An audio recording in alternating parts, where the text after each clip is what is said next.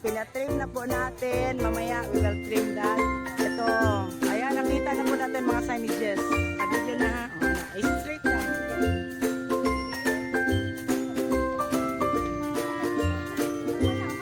Tong na malutong. Oh, ang galing, ang galing.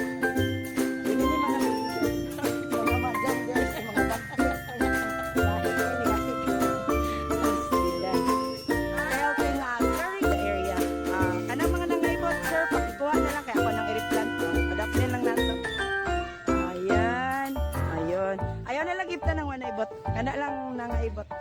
Ay padaplin lang. Ayan, salamat po for helping out. So in this area, this portion that will be taken up, no? Ito na siyang kuhaon ng young bolt shape. I-pattern na to ng likod. But for now, we don't have APA students to help us. So for now, dito lang muna ako. Continuity sa ating pag-clearing kanina dyan. Continuation. Ang continuity sa pagtrabaho din sa cotton. So this one, I will plant here na nakatakli. This one, I will transfer this to the front box.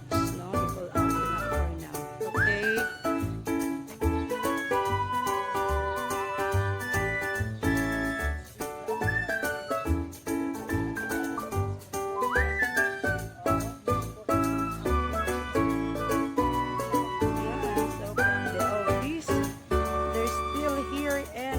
Ang amo ang cooperation in cleaning our school. Office na siya to help us. Thank you. Okay, here. Now I have already done here in this area. Now I have planted na in uniform. I am have planted na already this lily. Soon we will wait the development of that.